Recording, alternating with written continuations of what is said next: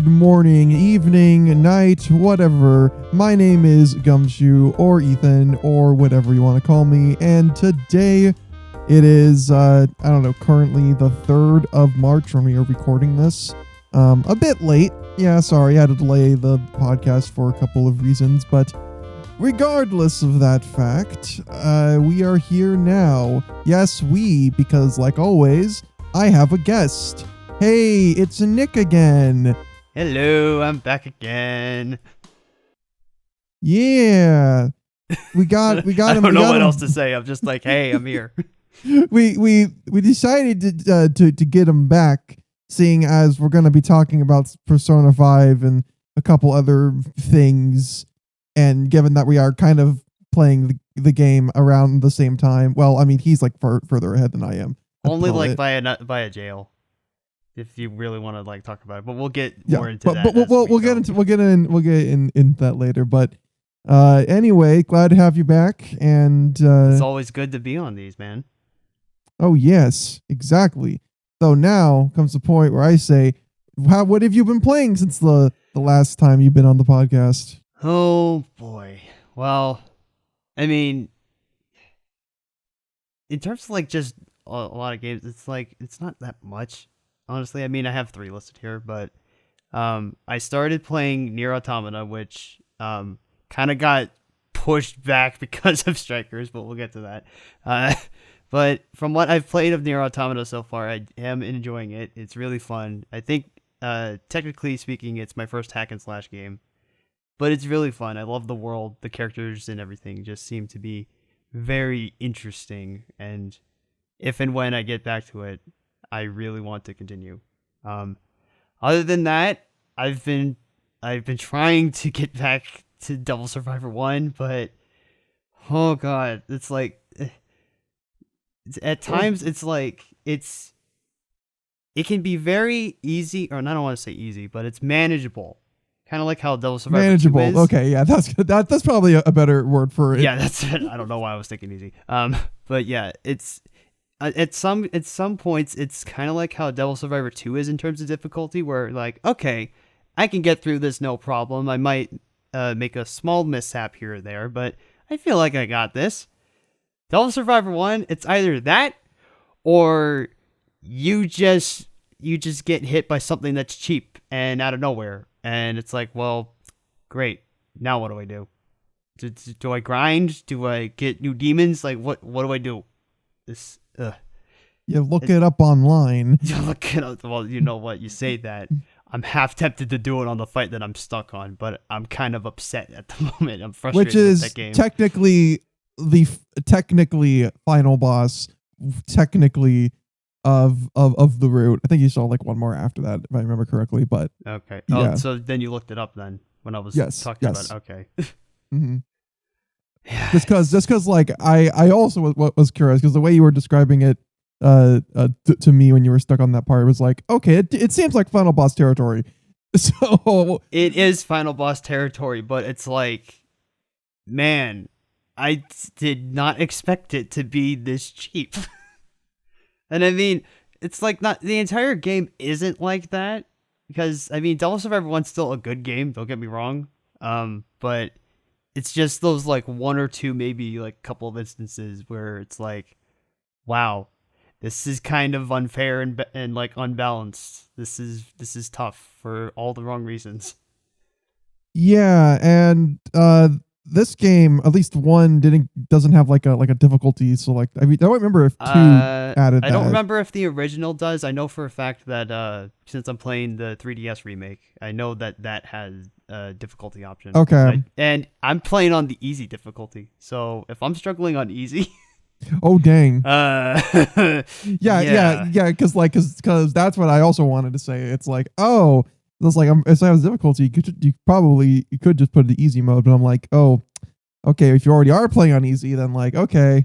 Yeah. Well, I mean, like, this is your first foray into the more mainline, quotes here, mainline. Technically speaking, that was with Devil Survivor 2. Okay, well, okay, yeah. True. Yeah, technically speaking, yeah, the Devil Survivor games are like my first foray, however you say that word, into like mainline SMT or just SMT in general, because it's been mostly Persona for me up until this point. I know that's kind of SMT, but not considered like mainline or whatever. But yeah, I still think at the end of the day, I'm gonna prefer Devil Survivor 2 over 1. But the Devil Oh, you Survivor heard it 1 here, has folks. its That's a hot take. pluses. Hot I take, know. guys. It's very hot. Anyway, but yeah. Other than that, those two games though, Nier Automata and Devil Survivor 1, it's been Persona 5 Strikers. We'll get to that later, but just as a small little preview, all I gotta say is that, man, I'm loving this game so far. I'm just gonna leave it at that because I know we're gonna be talking about it more Oh yeah. in just a bit. Though I do want to talk a little bit about Nier Automata, since you started playing it, and when you told me you were gonna start it, it made me realize, oh man, we're really close to the release of Nier Replicant, and I'm like, right, yeah. should probably brush up on what actually happened in Automata, because that game is dense. Dense how? In terms of just plot, themes, man, I even say gameplay at some of the parts, but it's packed. There's a lot. From the bit that I've played, I've gotten that sense, like, greatly. Mm-hmm. Like there's a lot going on with Nier Automata. So yeah, and you don't really even get the full picture until you at least get 2 of the endings. We did a couple of joke endings though. Oh right, yeah. Which are always great. So I didn't even know about the one where you just take off your CPU and that's just it. It's just that's gotta be my favorite one so far. It's like, okay, I'm done with this. Mm-hmm. I didn't know that for the longest time. See, there's still stuff about Nier that I end up learning even now. And I can't, and it's another reason why I can't wait for Replicant. Outside of just the fact that it's a new Nier game. and again, to refresh my memory, that's a remake of the original Nier, right? Yes, that's a remake of the original Nier, which kinda sorta, for all intensive purposes, takes place after Drakengard 3, but you don't need to play that to get. Nobody cares about that. yeah, no one cares about Drakengard. Yeah, what a lame series. Now Nier, on the other hand, but yeah, no, the Replicant is a remake of the version of Nier that we never got in the West.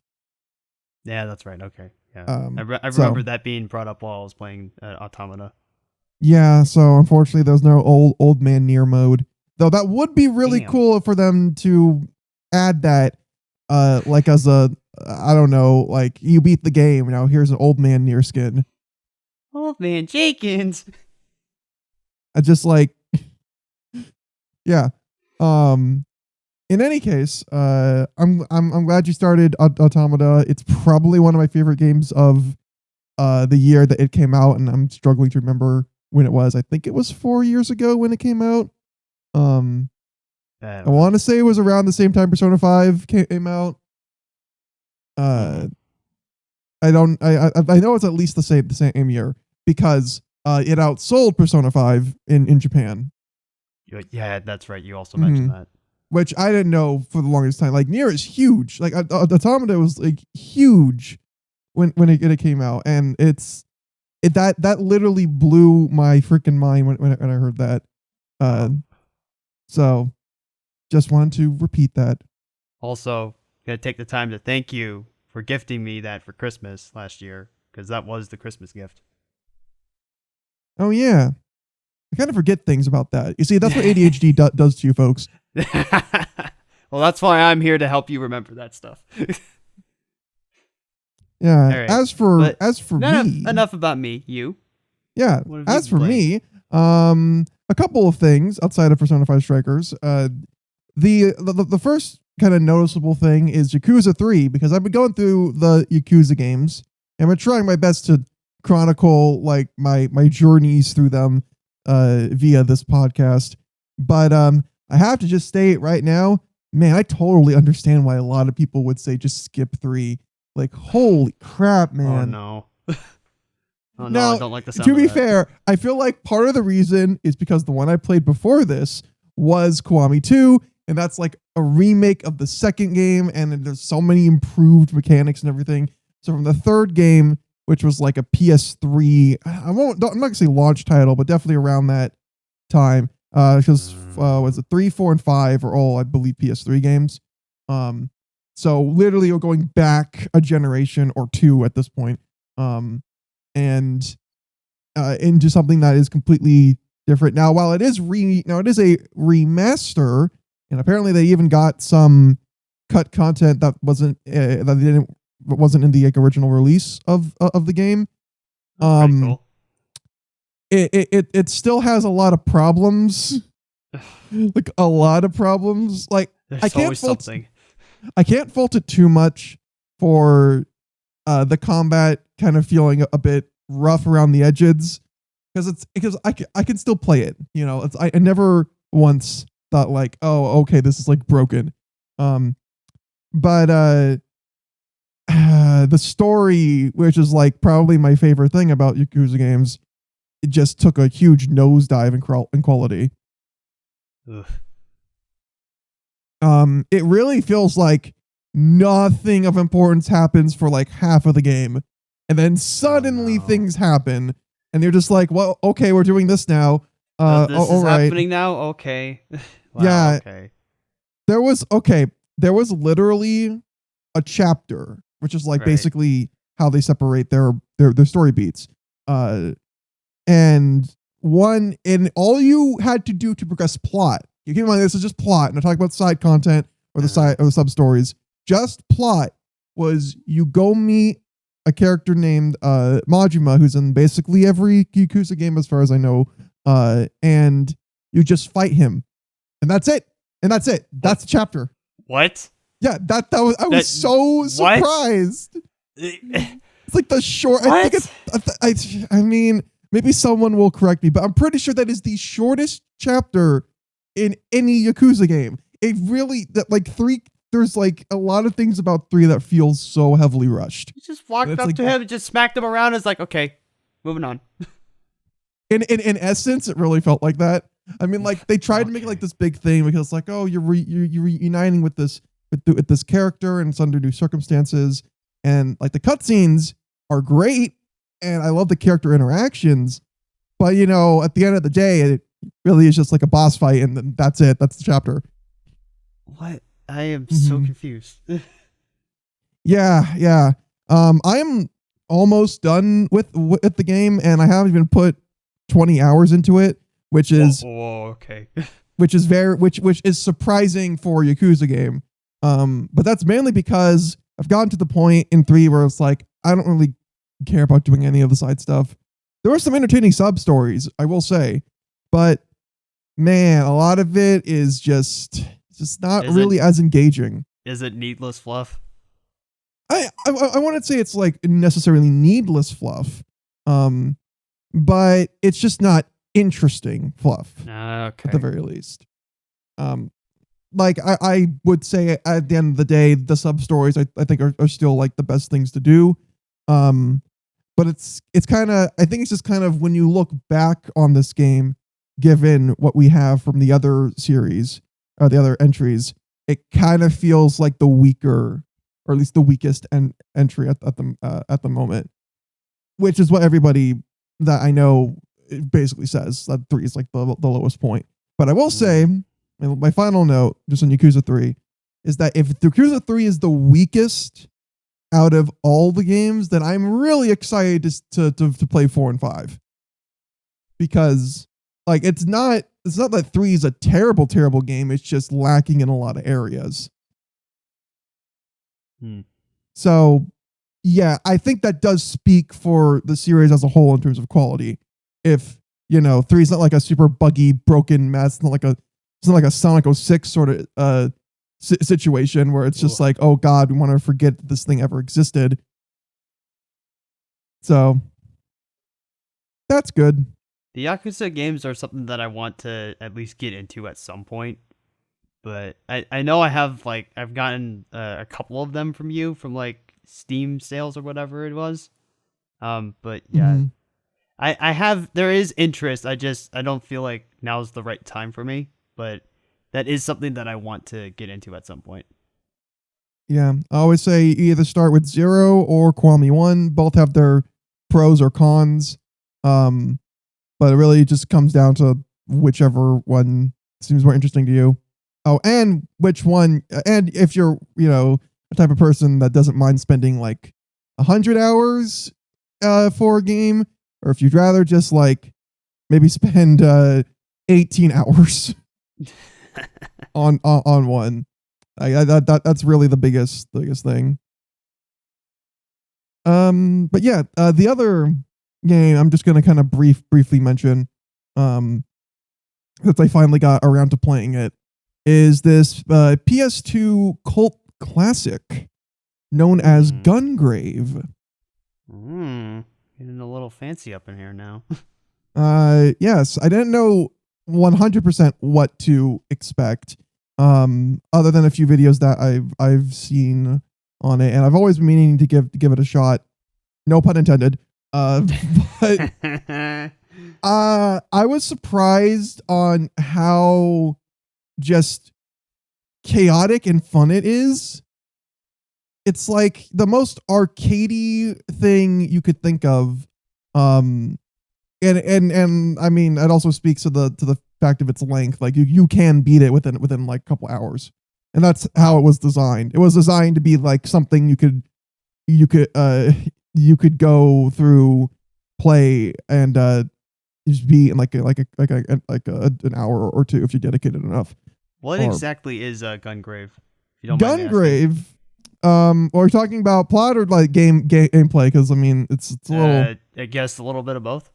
Okay, well, good news. The plot's not important. There is like a Okay. plot, um, and it's basically this dude named Brandon was like, oh god, okay, I'll try my best to like get into it with just covering what was in the first game, but basically, Brandon was this part of this mafia mob that ended up Okay. kind of becoming super powerful. But then his boss got killed, and then he also got killed. But then he's brought back by like a new body, but and it's like super powerful. So he goes to get revenge. But then it turns out that the reason, but all these strange kind of things are happening, and oh whoops, it's actually aliens at the end, and that's it. And yeah, that's the plot. What? I thought they were demons at the first, like when we got like that was a twist, because literally there's like a giant floating skull head, but no, that's an alien. That's an So it's like what? Okay. It's like basically what the thing. So like the thing is the reason why this organization got super powerful was because aliens came down and said, "Hey, we'll give you basically power. In exchange, though, you have to spread our disease." what? They're like, "Okay, sure." So yeah, This it's sounds like the crazy, dumbest man. plot ever. Oh yeah, it is. It is just straight up bonkers. It's a bonkers plot. Oh my god. But it is definitely a game you play for the gameplay, which is a bit interesting. I think for anyone, it's gonna take a bit to get used to. Because it's basically a 3D shooter. Oh, Or okay. rather a third person shooter. With tank controls for Uh-oh. movement. Oh. However, you only really need to focus on two things, and that's holding down your shoot button, which will just fire infinitely. You don't have to worry about reloading or anything. It auto locks on if you stand still.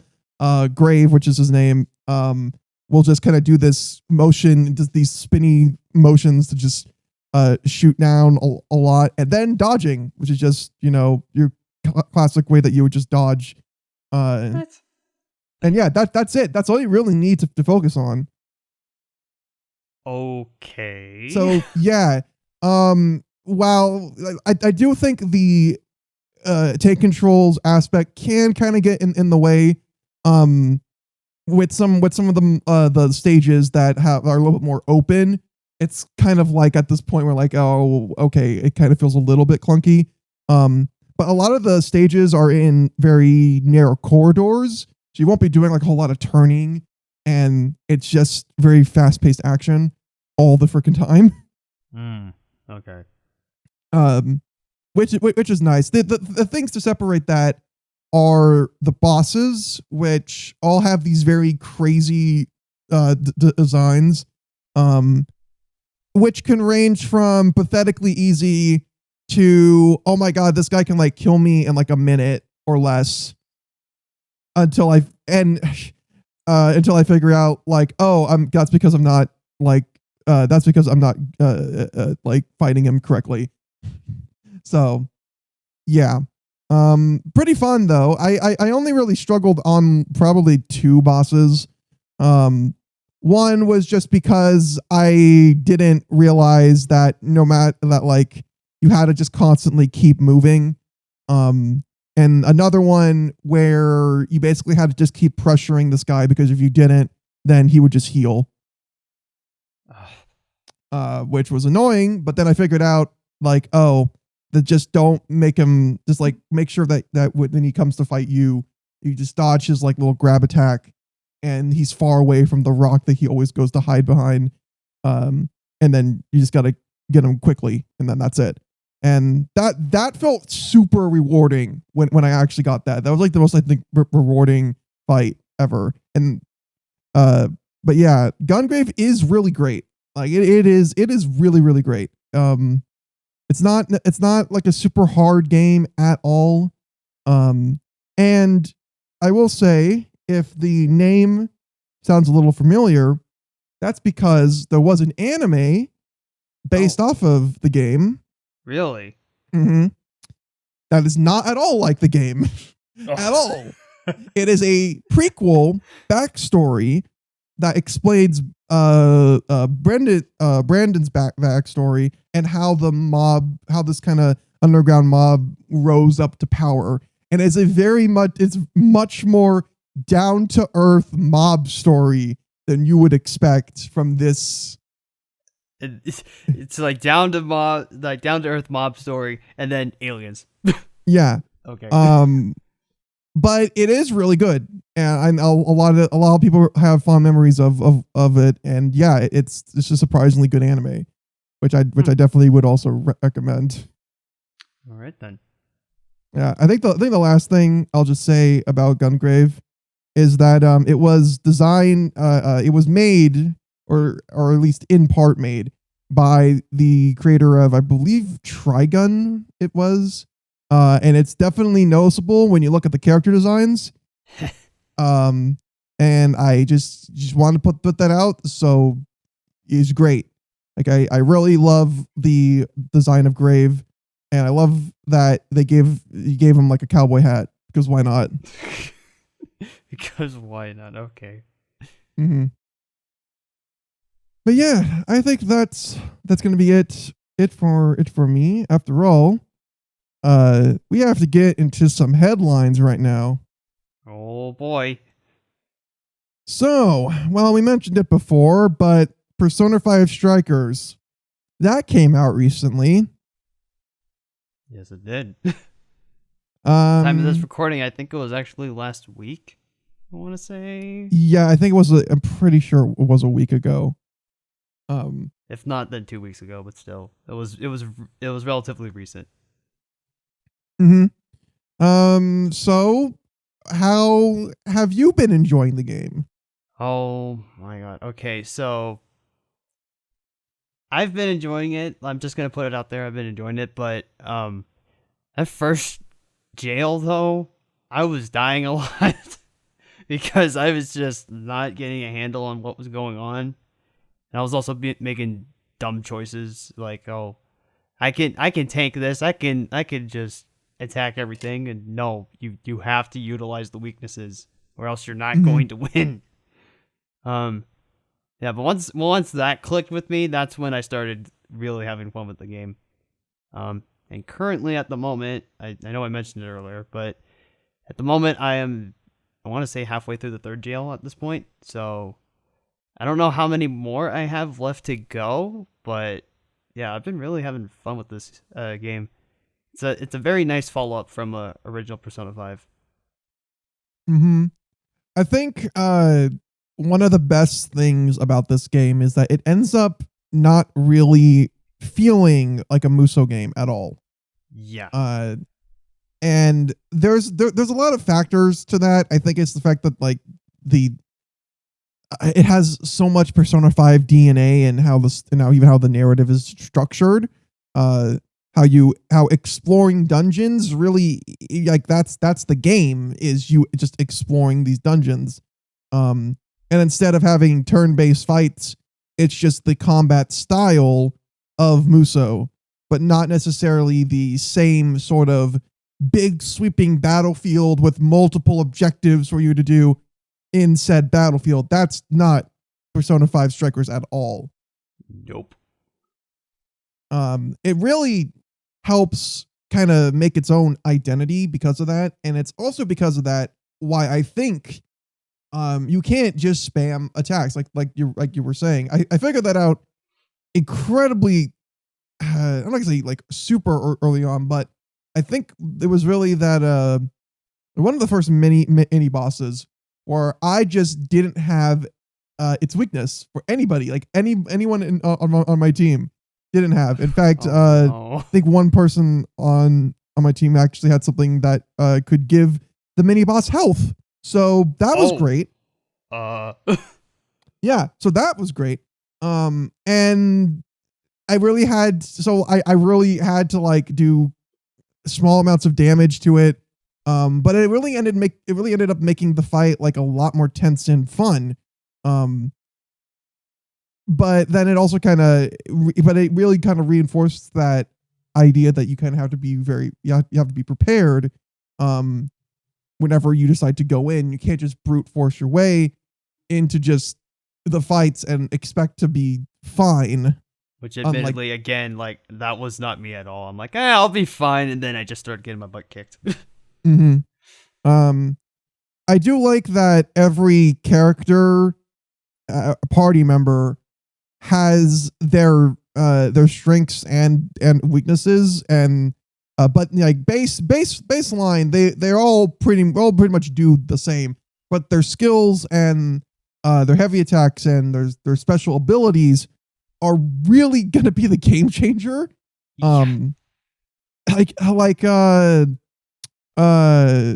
Geez, like Fox's counter. Holy crap, that counter can just save you. This thing is a force of nature.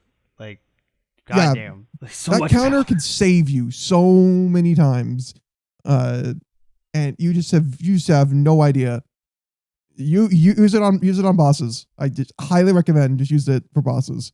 So Yusuke is just the one that you always have to keep bringing, or make sure he's always in your party. And it's funny you say that, because I was going to say one thing that I also like is how it disincentivizes you to constantly be changing your party. That's true too, yeah. Mm-hmm. Like, sure, you can bring, just have him here for like the rest, for just like for all of it. Sure, that's fine. But at some point you're gonna have to switch. Yeah. You're just going to. And I have a go-to team in my head that I like to use when it's like big boss encounters, or when I'm just running around. But yeah, I find myself switching characters a lot, especially when I find out, a lot of the enemies in this jail, they're weak to this specific element. Mm-hmm. Okay, you're coming in. Yeah. And that just kind of goes with the preparedness factor too.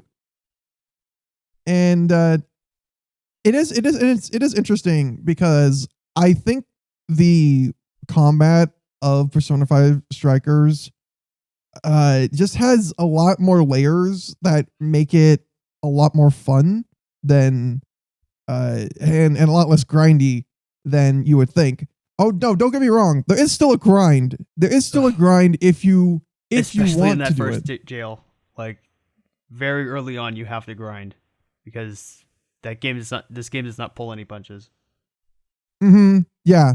It's on and like it's honestly why you probably have seen that image floating around. We're saying that you should turn the difficulty down to easy. We When you know die you're a few having a times. hard time playing on normal. Why don't you turn the difficulty down to easy? No. God, that popped up for me, and I was like, no, I'm going to be persistent. I will learn this game.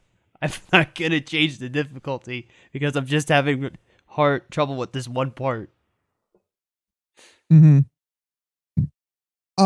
Is it the part in the first like jail where It you're was just when it Joker was the part alone? in the first jail when you basically stormed the castle. That's where I got stuck. Oh, I thought it was like the part where you're Joker alone because I was only because that I know is I was Oh, struggling. I died a lot there too. Yeah, I was struggling a bit until I realized, oh wait, I can just spam the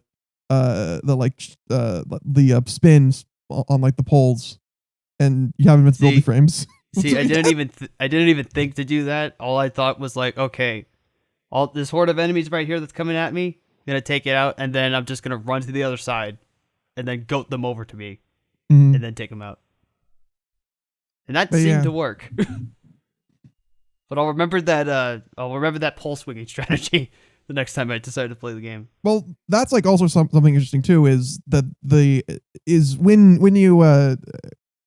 when you go into these fights, your environment, especially on like most of these fights, is very important to always like keep in mind. Like, there's things that you can do. Well, I know that now. Yeah, I think it's most noticeable in probably the first jail's boss, and especially the second jail as a whole. I was noticing there was a lot more. Second jail as a whole, yeah. That's when I started noticing that. Oh, yeah, they really want you to be doing this. I'm like, okay, sure. And 9 times out of 10, those things have helped me in the fights that I get stuck in. Yeah, they're basic. I always kind of view them as safety nets in case you don't have the specific weakness for this fight, just so it's not like in ungodly hard. Then at least you have something that you can do, or in some cases to rack up extra damage. I would argue in most cases, but yeah, it's definitely welcome, and it does keep the combat varied. I think what also helps. Yes. Oh yeah, I think the last thing that I'll just mention about like the dungeon, or at least the gameplay part, is the checkpoints and how you can just leave and come back.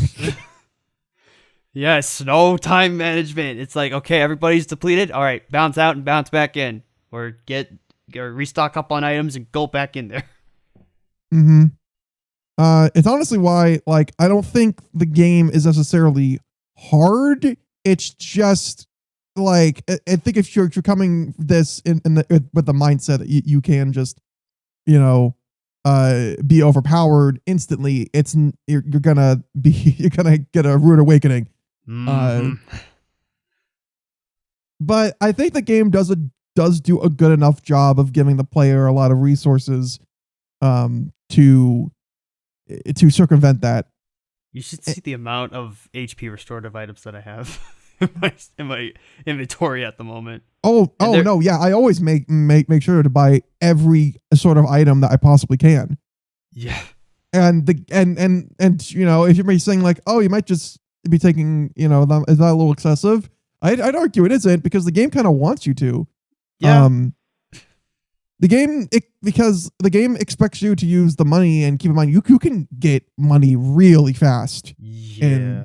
In this game. I think yesterday when I was playing, I broke 100,000 yen, and I was like, "Oh, that was okay." I was surprised when I went to the shop and I saw how much I had. I was like, "Huh, I didn't know I had that much." Yeah, so it definitely wants you to be like, yeah, buy these items. Buy these items. The items. It will help you out in the long run. Yeah, and but even then, you can also make like your own items too, cooking. Oh, we're talking about the cooking, which I think is just fantastic. I love that. I love it. It's great. You get more dialogue from the characters, and you get items that can just help you restore your HP and your SP. So it's a win-win. You also get a nice little segue here. You also get Bond XP if you do it for the first time. Yes, that too. And that's basically this game's version of doing social links, except now it's kind of like all one huge social link. It's with the group overall, not individual members of the group. Which, makes sense for not only the way this game is structured, but also I think narratively wise. Yes. It's kind of like, yeah, they've all kind of grown, but now it's just like growing together. Friendship. Yeah. Power of friendship. Oh yeah, that's still definitely here. Guys, don't worry. This isn't anime after all. But isn't Power of Friendship for like every Persona game? Shut up. Anyway. But yeah, I think okay, you know what? If we're talking on the subject of characters, can I just say I think Sophia is like just a great character. Oh my god, dude. She is now like one of my favorites. Like she's so freaking cute. Like, come on. What's not to love about her? And she's also kind of part of the reason why I can't like stop laughing at certain points, because some of the things that just come out of her mouth, I'm like, oh my god, stop, you're gonna kill me. Definitely giving me some I guess vibes. Only she develops a personality way faster. That's okay. See, it's funny you mentioned the Igus thing, because when it was first revealed, or where Sophia was first revealed, that was not the first thing that came to mind. But now that I've progressed throughout the game a little bit more, I'm starting to understand why she's basically Igus 2.0. The new and improved, upgraded version now with a GPS tracker. That's what Igus was missing all along, just the GPS. Obviously. Though unfortunately we had to get rid of the toaster add-on. Damn. It's always got to remove. You always got to give and take with these sorts of things. Whatever.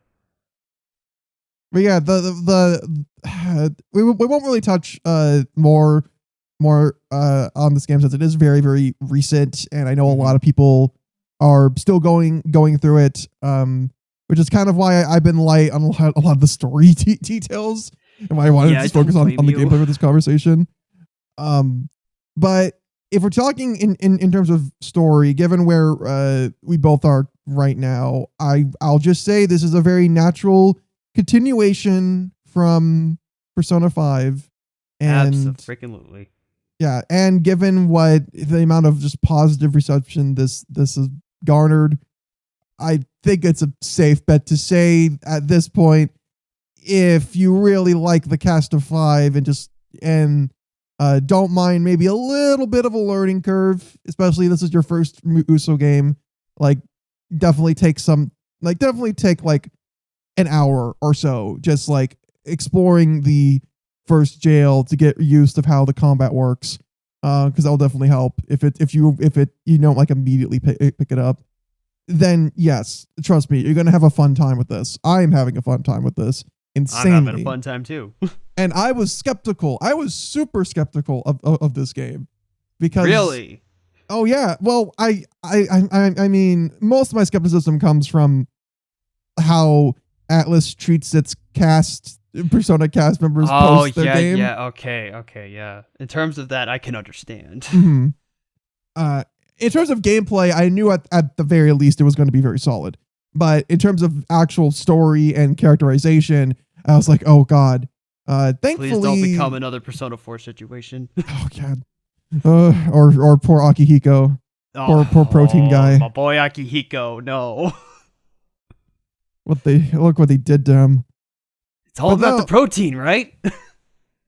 But they managed to circumvent that issue pretty well. I would say. I honestly thought that they would make Futaba is just more annoying on the principle of the thing. But nope. Thank God. Well, I remember you mentioning that you were kind of getting sick of her line of like, the RNG gods smile upon us. Yeah, but then once I complained about that, I swear to God, it didn't even like pop up except maybe one other time when I was exploring this like in jail, and I was like, oh, what the knows. Like, It okay, knows. I see. So it's like, yeah. I okay. I think the last thing I'll say, because my only real nitpick is there's a lot of voice lines, and they all kind of blend in together when you're in the thick of the when you're in kind of the thick of it during boss fights, especially. Mm-hmm. Like, man, all this story's happening while I'm fighting. It's a shame I can't really hear it that well. Yeah, or especially when Futaba is telling you about like a weakness or something, and I'm too focused on like the actual fight to notice like, hey, by the way, idiot, probably don't hit it with this. Yeah, but that, by that, I've gotten into the habit though. When I encounter an enemy, I kind of just whip out the persona and I'm like, okay, what are your weaknesses? And I take a couple of seconds to look at them, and then I just cycle through and I'll be like, okay, do I have them? All right, and then I just get back into the action. Yeah. So. I also just like how this game has stealth, like a Musou game with stealth and platforming. Like, I know it's not like Mario Brothers level of platforming, but it's got platforming. Oh yeah, definitely. But anyway, I think that's where we'll end our discussion on Persona 5 Strikers. I'm really interested to see if any of you all listening now have played the game. What are your thoughts on it? What are your hot takes? Since there's one more thing that I want to mention though. Oh yeah, the soundtrack. So freaking good. Well, I think that just but that I know that goes without saying, but I just figured that I should just mention it, just so we get the obvious thing out of the way before we move on. But yeah, Striker's soundtrack is amazing. I love how the original tracks made for the game, I honestly think, are way better than the remixes. Oh wow. That might be a hot take there. With probably the exception being the last surprise remix, because like, dang man, that dude, yeah. I love that remix so much. Ooh, it's good. It's good. Okay, well, with that said, let's talk about like, I guess, more news stuff that we tend to do on this podcast. Yo, stay play. Wow. Stay. Oh, I'm just looking at it now. Good job. PlayStation State of Play. I nailed it. I know you guys can't see it, but he got a Google Doc of everything just planned out, and it says State of Play instead of State of Play. Yeah, I hate it. It's fine. It's fine. Let's just move it on. So there was things showcased in that, as you would expect. Sony showed some pretty interesting stuff. Crash 5. Wow, Crash 5. Whoa, hold on. Yeah, Crash 5. Crash 5 for the PS4. Who cares? But anyway, the biggest thing was Final Fantasy 7 Remake, actually. Oh, yes. For the PS5, we're getting like an enhanced port of the game. In an enhanced version of the first release of the Final Fantasy 7 Remake, but we're also getting some Yuffie love, and I think it's another episode, or is it DLC? I don't know. It's DLC exclusive to the PS5 version. Oh. Oops. No. Oh no. But if you own the game from the PS4, then you'll get an upgrade. Yay. So, just gotta make sure you have that sweet PS5. See, at this point, I'm just gonna wait until I get a PS5 and then just get the game when I get that. Because I'm like, yeah, I can probably get the Final Fantasy VII Remake for PS4 now, but then once that dropped, I'm like, yeah, I think I'm better just waiting, honestly. I'm also kind of curious about like this port. Mainly because a lot of people have kind of, I guess, come out to say that Final Fantasy VII Remake kind of looks like it was a game designed for the PS5, but they just pushed it on the PS4 first. And I mean, like, I guess I can see that in retrospect. Yeah, sure. And also given the fact that you know, Final Fantasy wasn't really doing so hot. So like they're like, yeah, I should probably remake this game, and maybe if you just put it on the PS4, then it will sell because marketing and everything. Mm-hmm. But yeah, I think that at the very least, having this enhanced support will be nice in the long run. But man, I don't know, locking behind a piece of DLC, which is basically to kind of, I guess it's gonna tie in part to the second part or whatever the heck they're gonna do after. Having Yuffie locked behind DLC, what the frick? But yeah, but definitely having Yuffie locked behind DLC is like that's almost as bad as like locking behind the Hollow Bastion crew in Kingdom Hearts Remind. Like that's pretty bad. I was like, oh yeah, wait, they did do that, didn't they? They did. Oh. They did, and it's stupid. Yeah. Anyway. Wow, that's pretty dumb. Yeah, I'm not gonna lie, that's pretty dumb. Didn't see them throughout the entirety of Kingdom Hearts 3, but then it's like, oh yeah, we have these guys. Let's just include them in Remind because everyone was complaining. It's like, well, you should have done it in the first place. Oh, right, yeah. Speaking of Nomura. Oh god.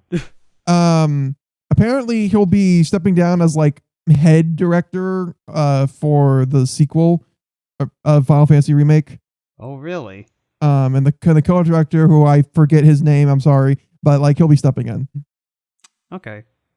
So apparently the reasoning was Nomura has too many projects he's working on, which is like, okay, isn't that always the case? As a fellow creative person, I can understand that. but I'm also like, isn't that always the case? Like, man, they give him so much stuff. Okay. Yeah, true. Okay, hold on. I think it's more of a they won't say no to Nomura, but then at some point they're like, wait a minute, probably shouldn't have agreed to this. We should probably not have him on here because he's probably gonna design everybody with belts and stupid stuff. So I think most fans have speculated that he's probably working on something Kingdom Hearts related. Probably. The next game after Melody of Memory, which I have not still played yet. So. Oh yeah, I kind of forgot that came out. Honestly. Oh well. But that's not the only Final Fantasy news that we ended up getting. 2 mobile games. Bear with me here for a sec. Were announced. First one is Ever Crisis. We're kind of wondering what the heck this could be because they seem to have trademarked Ever Crisis, and I think most people were saying, oh, it's going to be like a remake of Crisis Core. Well, you're not wrong. Ever Crisis is like this weird mobile game that's going to combine the stories of Final Fantasy VII and all the other like compilation stuff. So like Dirge of Cerberus, Before Crisis, Crisis Core. Yeah. And I think Advent Children too. Like it's basically, I think, telling the stories and it's recreating that, while I think also adding in some new details. But it's also going to be like story contents giving out or like give out chapter by chapter over a period of time. And I'm not sure how that's going to work. Is it going to be like a chapter of Final Fantasy and then like a chapter for a different part of the story? I don't know. In terms of gameplay, it looks more closer to the original than what Final Fantasy VII Remake is. Oh well, so. Yeah, it's a mobile game, so like there's not that much you can do. There's not much you can do, so it's like, oh, okay. I don't know. It's really weird. Like a mobile game. I mean, okay. On the one hand, I am so for this remake. On the other hand, why is this a mobile game? Yeah, Shouldn't it be like on the Switch or something? or like God forbid, like PS4, like just say, yeah, here we go. PS4, maybe PS5. I don't know. Yeah, it's the weirdest decision. I don't know why they decided to do this, but maybe they have a good reason, but we'll see. The other thing is, get ready, a battle royale. Oh no. A battle royale that has story content that will tie into Final Fantasy Remake Part 2, baby.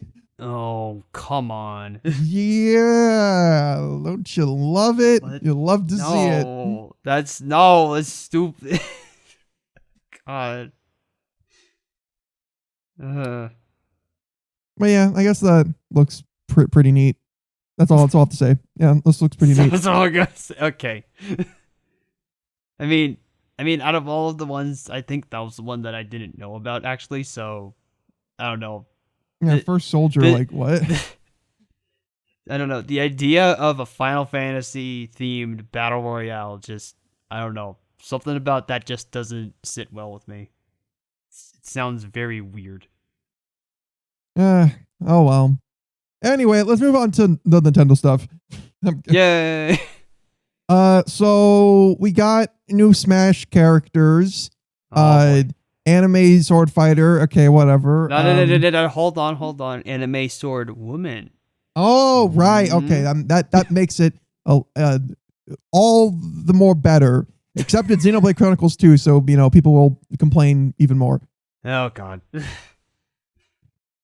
Anyway, No More Heroes 3 finally got a new release date. Yes, I'm mentioning this game again because it's literally the only other thing that I cared about. I hear. I mean, if I can talk about one of the things that I was most interested in was the new Mario Golf game. Oh, right. Yeah, I actually kind of forgot about that. But yeah, there was Mario Golf. I actually really like the look of that because I played a lot of World Tour, which was the 3DS one, and that was pretty fun. So if I think it's was the Star Rush or Super Rush or something like that. Yeah, if it's something more along the lines of World Tour, then yeah, I'm definitely gonna get it. It looks fun. Oh yeah. I don't have much experience with the Mario sports titles. It just never interested me like at all. Except that one time when I played the Wii baseball game and yes. We played a lot of Super Sluggers. Yeah, and I was like, dang, this is fun. But that was probably also because of motion controls. Honestly, they should bring back like Super Sluggers or something like. Something like a lot of people want them to bring back Mario Strikers. Oh yeah, I mean, that I probably would want more too, given just how long it's been since we had another one. Yeah. So yeah, and I'm definitely one of those like, yeah, they should probably give that series another shot. But yeah, anyway, the biggest thing for the Nintendo Direct was the absence of SMT5 and Zelda. No, actually, it was Splatoon 3.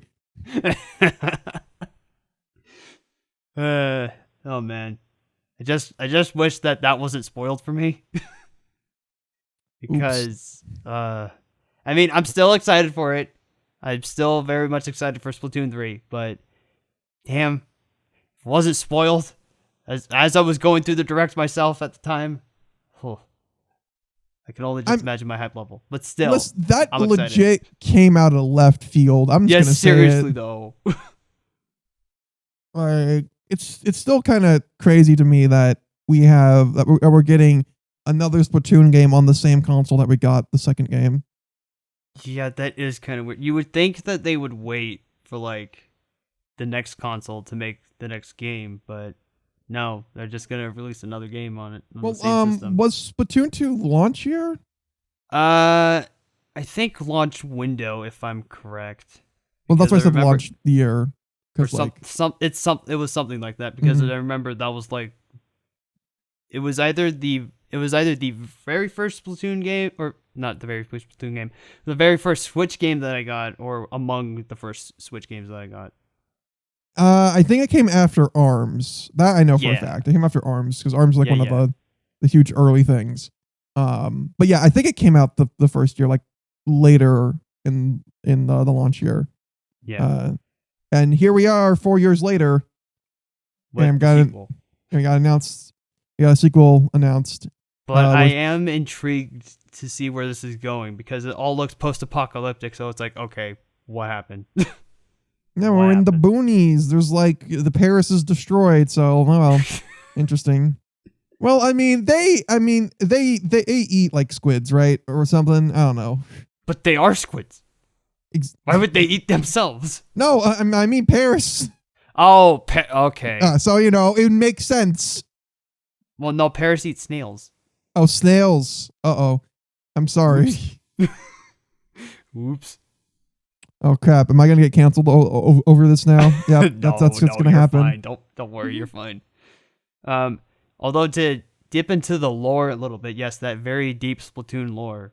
Um, Splatoon 1, how that ended was the Callie Marie Splatfest, and Marie ended up winning that, which kind of, you know, it kind of like gave some sort of influence into Splatoon 2's story. But the way that Splatoon 2's Splatfest ended with the Chaos versus Order Splatfest, something tells me that we're going to see something along the lines of that happening with 3, just Oh based on yeah. what we've seen. Oh yeah. Didn't like Chaos win because Chaos Yeah, always Chaos freaking won. wins. Chaos won, like, no doubt. Chaos always wins, guys. That's all I'm gonna Chaos say. always wins. I don't remember exactly what team I was on. I think I was on Order. I don't remember. Actually, wait, I can probably check, but whatever. The point is Chaos won. You can pretty much put 2 and 2 together at this point. Hmm.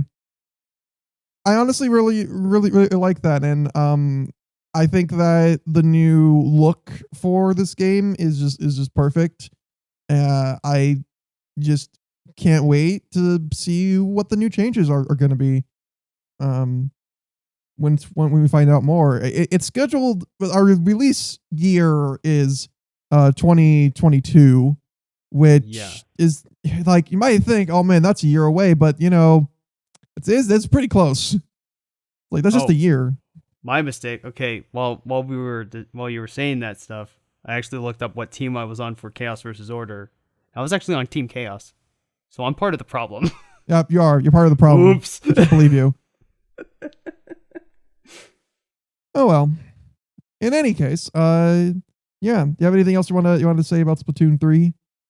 uh, I mean, yeah, I guess not. But I am looking forward to it, and I love all the new customization options. And you get a salmonid as like a little pet buddy. I love that. Love that thing. All right. The last thing we'll talk about is yet another news thing that came out. Oh, what the heck is this? It's a Pokemon Direct. Oh Uh, boy. yeah, which was surprisingly short. Which I mean, thank the Lord, it was surprisingly short. Um, but yeah, man, I think I haven't seen a more straight to the point. Here are the things we're presenting. Okay, bye. Presentation ever. But Is that literally how the Pokemon Direct was? that's really what it felt like. Outside of the really cool opening, which was like honestly kind of great. It just showed Pokemon through the years and like different words that associate with the evolution of it, and I was like, okay, I kind of liked it. It had some really unique editing too. So, yeah, whatever. Screw you guys. It made me sentimental. Okay.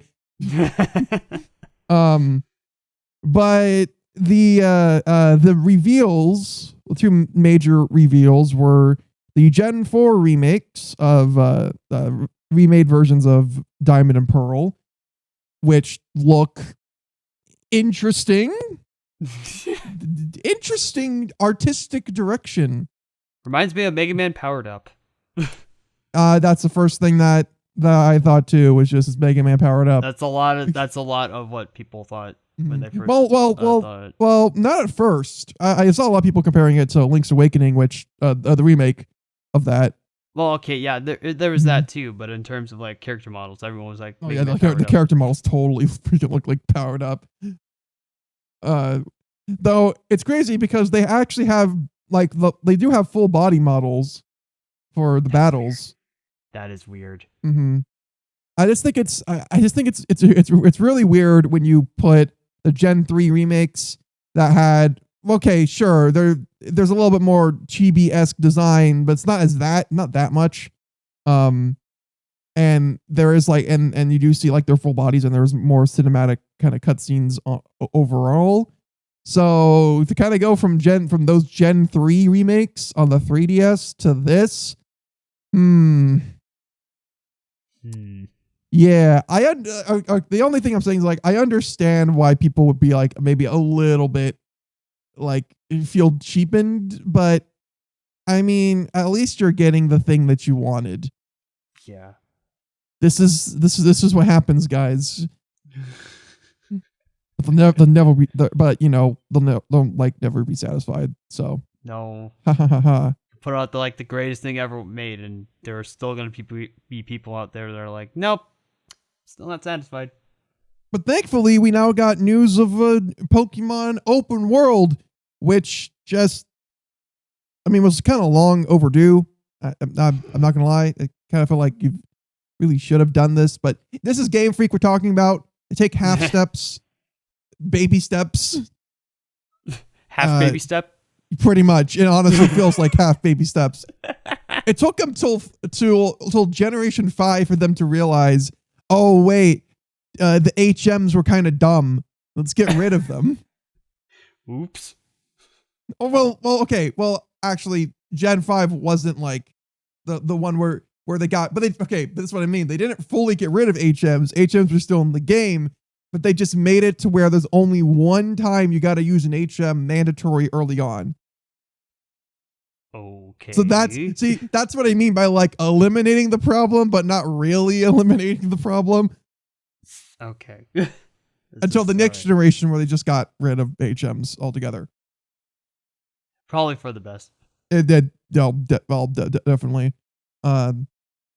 But anyway, this new open world game, there's a lot that like we don't really know about it outside of the fact that it's open world. It looks like it's still going to have the same Pokemon mechanics of you catching Pokemon, raising them. Only now it's in a more open setting, and it's set in the past, and it looks like the end game boss is going to be fighting Pokemon God. So isn't that the case with most Pokemon games? No, or am I just being an ignorant non-fan? It's like I mean, not really, but most, because like all the legendaries or what's classified as legendaries anyway are based off of like something. Gen 4 I think had the most like big brain ideas. Okay. Like there's literal which it also ties to like Gen 4, like the region as a whole is a lot more rooted in its past and culture, has a lot of history to it. So like literally there's these 3 Pokemon that are every human emotion, and that's why you also have like the Pokemon of dreams and of nightmares. And then you also have Palkia and Dialga, which are both time and space. And then Giratina, which I don't know what Giratina is supposed to represent. It's just like this big black void, so I don't know. But then that's the generation that we also got Pokemon God, who's literally Pokemon God. Like literally, this ain't a joke. No, he's the one who freaking created all of the Pokemon in the lore, and you can just capture him. Like this 10-year-old can just go up and capture freaking God. Oh my god! And somehow the world doesn't end. No, so it's fine. Everything's fine. Oh man, could you imagine? It's like he just walks up, catches it, and then the world just implodes. Yeah, so Pokemon SMT game win. Pokemon SMT crossover, make it happen. Yeah. Instead of dethroning God, it's capturing them. Gotta catch 'em all, demons. Man, they weren't really kidding when they said catch 'em all. Yeah. Oh, boy. But yeah, I think it looks pretty interesting. I kind of like the direction that they're going with. I just wish that when we see more gameplay, how to put this, the frames won't be murdered. Oh, was the frame rate bad? Oh man, it felt like some of the footage seemed like it was 5 frames a second. Honestly, no. at like some points, that wasn't like the no. entire thing. Granted, but yeah, it was pretty rough. It looked like it was really early in development. Hopefully they iron out the kinks and everything and fix that frame rate issue. It's also scheduled for 2022, so Okay, well there you go. mm-hmm. That's probably why. But yeah, it's like they definitely got like they showcased a good amount for me to be like, oh, okay, they'll have time to iron out the kinks, but this is also Game Freak, so we'll see. I do think that this moment in time, Pokemon really does need something like something to evolve it to something better, because like you can't, because I honestly think, given with how Sword and Shield were received, which I should stress are fine games. I enjoyed my time with Shield a lot. But they're definitely missing a lot of things that are kind of more standard for JRPGs nowadays. And they really need to, Game Freak really needs to step up their game for whatever they want to do. And I think just having this be a little bit more open world, maybe take this isn't like a mainline game. I still think something like this sort of side stuff will be kind of welcoming. Will be a welcome change. So I'm hoping at the end of the day it ends up being a fantastic game, which would just be great. And yeah, but only time will tell. Yep. All right. Well, with that all said, I think that's it for the podcast. So, you have anything you want to say to our listeners while we close? If you don't mind, I can just plug my stuff here. That's what I'm implying. That's what. Okay, I'm sorry. I'm kind of out of it. But okay. I don't know. No, that's fair. You're just like, man, this dude's been talking about Pokemon for so long. Man, he's been talking about it. You only mentioned Sonic once, and he brought me on. Okay, but if you want to follow me, what I do, you can follow me on Twitter at Clay Entertain, Clay Entertainment on YouTube. I'm still kind of trying to get through working on Life of Nickling Chapter 1 DX, but college has kind of been taking up most of my time, as you could expect, because I'm taking like 5 classes right now. But hopefully I can get Chapter 1 DX done, because everyone's waiting for it, and I know you're waiting for it, but I know like when it gets all done, you're gonna love it. So yeah, that's all I've got to say. Yeah, and remember, guys, you can find me at Gumshoe Gamer, or to search Gumshoe Gamer and like anything. I have like social medias and stuff. If you are listening to us, I do want to mention that I do have a YouTube channel where I post these podcasts now. I am working on trying to get the backlog of the podcast up, but that's mainly just for like preservation purposes. But I'm also wondering if I should even do that, because I mean there's a good amount of podcast stuff. So like at this point, it's a if you guys want to see the old episodes up on there, maybe I'll put them in like playlists or stuff, then I have no problems doing that. I just don't think there's a demand for it, which is why I haven't really done it. But yeah, just let me know about that. I'm also going to be probably coming back to YouTube on my main channel at some point. I have been working on something, actually two things, but mainly one thing for right now. And yeah, so hopefully you'll stay tuned for whatever that's going to be. With all that said, my name is Gumshoe. Uh, thank you again, Nick, for coming onto the podcast. Like I said at the beginning, it's always a pleasure to be on these, dude. Hope you all have a fantastic night and take care.